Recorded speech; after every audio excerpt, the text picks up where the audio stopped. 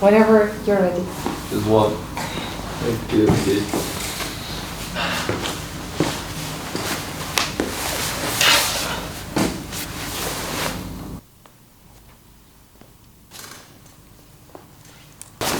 Hey! What's your name? My name is Sylvia. So I'm Sugar Rush. My name is Viet. I'm Beth. What's your b-boy name? It goes by B-Boy Viet as well. I was never too creative when it comes to names. You know, I never really thought of one. But B-Girl Beth is cool. B-Girl Beth's just all I need. What's your D-girl name? I am Big Girl Danger. I think that's what I try to portray when I break as well. It's like that really like being dangerous. And How long have you done breaking? On and off since I was like 9. I started with like other street styles, but I've dabbled like every now and again. I've never been consistent with it until I came to uni, but that was like 2 years ago. I'd say around 6 to 7 years now. I started when I was in my year 1 in high school. And then got serious, like I say, about 17 years ago when we formed Just for Fun, our crew. I started breaking when I was 16, but I went on and off it. I've been breaking really for 12 years, but I've taken like about a 4-year gap. Why did you start breaking? I think I found it really cool at first. It's just cool. I got more amazed by the big moves that breakers do at first. The culture's amazing behind it, and I think like as a hip hop dancer, coming into something that started off all street styles. I always enjoyed breaking, seeing people dance and seeing people do breaking. But at the beginning it was quite a lot of bruising. It wasn't a love at first sight, and then I stopped football for it. To someone who has no idea, how would you describe breaking? Just a way of expressing yourself. A lifestyle. A dance and an art form. This is where it all started. It's just something that will make you go wow. It's all personal and personality and stuff. How would you rate your level? You're always gonna learn. You'll never stop learning. To maybe a 4 out of 10. You have students. Yes, but a coach is more like someone that will teach you the initial steps for you to find yourself within the dance itself. Well, I don't feel like I'm extremely experienced, but I think I'm experienced enough to introduce breaking to people. I think I'm just scratching the surface. It's fluctuated over the years. When it comes to locally or in Exeter, yeah, my level's pretty high. When it comes to the UK scene, I don't know, I do alright, maybe mid-level. Every year we go to Outbreak is in Slovakia, so you've got the best in the world. Yeah, my ranking is kind of low compared to everywhere in the world. Bad. I'm okay. I'm alright. I understand a lot to do with break because I've done a lot of research. Because I'm a hip hop dancer, so I think with how comfortable I am with top rocks, then I'm a bit more, a lot more than I am on the floor. I think very much beginner on the floor still.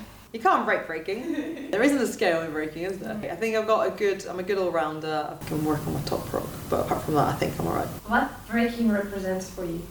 Again, like freedom. Freedom of expression. Breaking for me is freedom. Quite a big part of my life, I'd say, because when I'm away from my studies or away from work in general, I like to dance, I like to break. There's a lot of foundation in breaking, but a lot of room for creativity as well. A way to let out some of your frustrations or like just everyday stuff, you can just kind of let out and just dance, be yourself. Breaking is my release. It's a very like free dance style, which you hardly get with any other dance style. There's a lot of rules to do with the dance style, but this is like one you completely like play with. It's just so much fun. What do you think of the terms breakdance, b-boying and b-girling? So breakdance is really not cool, so don't use it, use breaking. So the media kind of termed it breakdancing. And b-boys and b-girls are the people that do the breaking. But a b-boy is someone who lives the lifestyle, goes to battles, goes to shows. I like where they've stemmed from. I like the fact that breakdancing comes from breaks in the music. I think that's really cool. I like the term breaking. Who are some of your influences or idols? So initially I got into breaking mainly because of my cousin, because he started breaking. B-boy Titan, Tyrese, is a guy that I grew up with. He was the one who got me interested. The first b-boy I saw was b-boy Pocket. When I started, b-boy Bugs. And then just the b-boys I met on the way. So my first coach was called b-boy Honza from Czech Republic. I've got a big list. Kid David, Po One, Alien Nest, like b-boy Chico. He became the champion because he was injured, so his knee was like really badly injured, so he couldn't break. So he just started like practicing 2000s and 1990s until he became the best in the world. And I think that's really inspiring. B-Boy Cloud. The Pokemon crew, a lot of Korean crews as well. Morning of Owl, TIP crew. Hong Ten, Rocksride, you name it, you know, Sheku. Sheku in my crew. Sheku is insane. What's the move or step you're the proudest of having achieved? I'm quite happy with where my 90s are right now, but so there's room of improvement. The most thing I'm most proud of is my top rock. It was just like my first freeze, which was a shoulder freeze.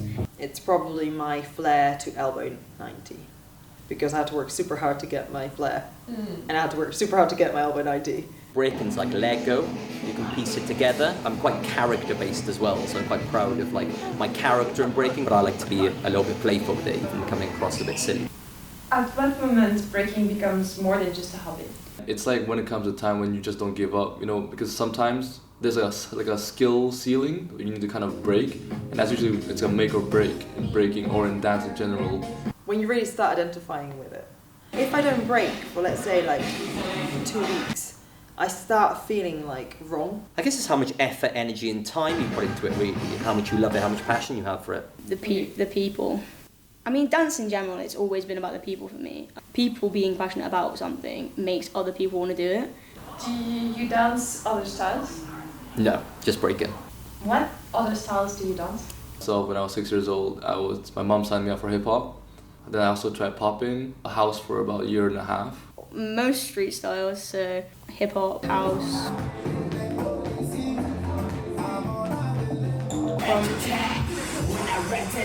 I do salsa and bachata. I've also got experience in ballet, jazz and contemporary. Do you feel like they complement each other? Absolutely. Yeah, I think you can take any form of dance into the next. So it's like a puzzle pieces that every dance is like a different puzzle piece. And if you understand the dance style generally, that it's transferable into anything. Even like when people listen to crump music, they're like, what is this? In crump, the main part of it is your groove. That's what all dance is about, but people don't realise that because they just see some madman swinging their arms around. The thing about breaking and what people need to understand about breaking is there's no really set rules. Yeah, there's fundamentals, but it is such a free art form. The more dance knowledge you have, the better breaker you're going to be. Do you think breaking changed your life? I think it changed my uni life. Well, I do need to walk to the studio that we dance in 2 to 3 times a week. But I think breaking was the first thing that I kind of had my own say in it. It's opened my eyes to learning new styles because I think break is always like the one that people are like, that's crazy, I can't do that. Like, I'm not strong enough, I don't understand it, I'm gonna hurt myself. It's changed my life as a dancer, being a lot more open. This kind of fitness gives me a lot of confidence. Breaking gave me a family. It gives you confidence as well. I just want to train more, just getting it into my routine. I think breaking is the one that I want to the most, and I think it's because it's the most challenging. Like, I'll be cooking, I'll be doing like some sort of step. When I go to like shops or like really random places, even like the hospital sometimes, I look at the floor and I'm like, that's so nice to spin on. Do you feel more like an artist or an athlete? Well, I feel like breaking is on the borderline of artistry and athleticism. Yeah, an athlete and an artist, yeah. That's the interesting thing with breaking going to the Olympics. They're calling it a sport, but really it's an art form and a dance as well. If I'm just eating fast food and travelling with the crew and eating pizza late at night, I don't feel so much like an athlete then, but...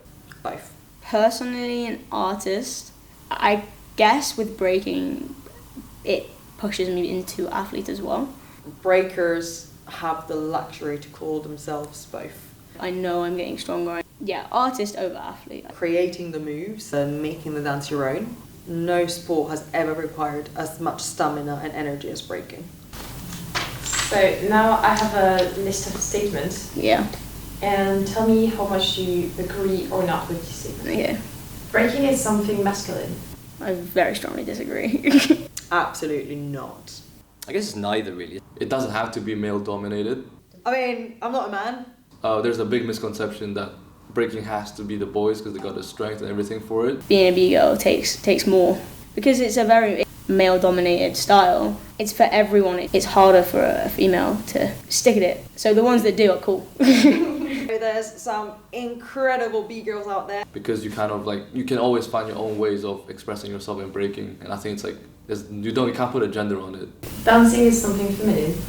No, it's not. It can be, but like it doesn't have to be. Absolutely not. Yeah, I think with breaking, there's so much freedom of expression for yourself as well. Like I said, I wouldn't put a gender on dance itself, because I think it's just a way of people expressing themselves through music. You can make it you. It doesn't matter what your gender is. It doesn't matter what you think your gender is. It doesn't matter what your age is. It is for everyone. You should not practice if you don't want to become a professional. Absolutely not. I totally disagree with that. No, I would disagree with that statement. I think practice is always good. It's because you're not doing it to become pro. You're not doing it to impress others. You're doing it for yourself. There's no need for you to not be as passionate about something just because you're not a professional at it. I've been breaking for years and years, and I didn't even realise I was going to one day battle or one day be in a show. Because you want yourself to be better. So yes, you don't have to always aim to be a professional in something if you're just something passionate about. It makes me want to train more because there's no pressure. I'm doing it for fun. You have to start young. Starting as an adult is useless. Well, then I'm useless, aren't I? No, definitely not. You can start at any age. I think it's never too late to start something new. Most people I've come across at uni, they've started dance when they come here, and some of them are progressing like so well. It's a tricky balance, but if you start super young, sometimes you can get bored of it very quickly. If you're older, I would recommend to maybe take it a bit slower, because of course the bones can get a bit more, they're not as sturdy as when you're young. But I think you can never put an age on trying something new. Just the older you get, the longer your body takes to recover. When you start at sort of like 70s or like, you know, even like in the 40s, you'll probably have to concentrate on different moves. Which one I think as an adult you appreciate it more than you do as a child, because as a child, like you say, like some people go, as a child you're more inclined to go, I want to be a professional, but now you're like older, maybe it's just more of a hobby, and I think that's why you should try it out, because there's no pressure. In both ways you can appreciate it, but understanding it as an adult is so much better. Breaking is something dangerous. It can be, yeah. Yeah, I agree slightly. I mean, it can be. It's really important to practice it safely. It depends what you're doing.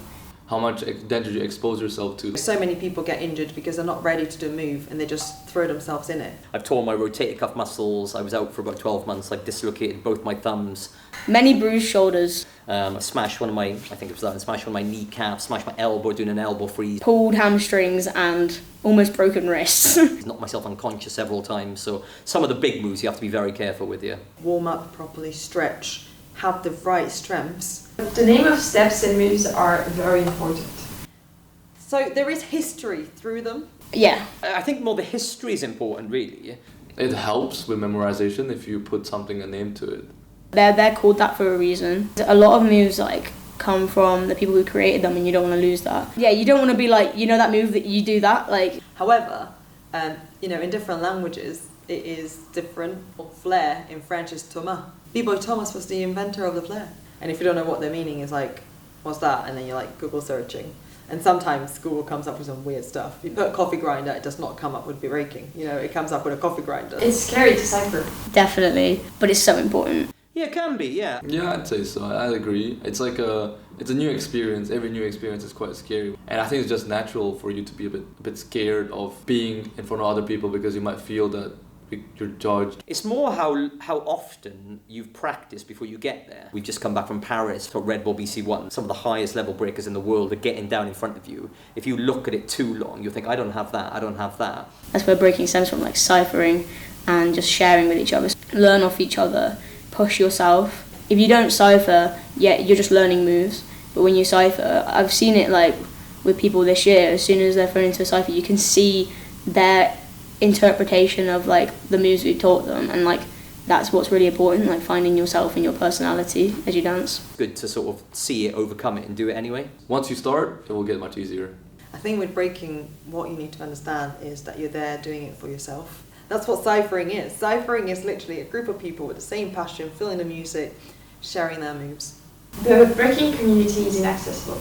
No! I would disagree with that. I think most people are really, really friendly. Everyone's willing to help each other. Breaking is everywhere. I have never seen such a friendly community, supportive community. The funny thing is with breaking, you can go to breaking jams and meet world champions and just chat to them on their level. They've always a welcoming community, that's one thing.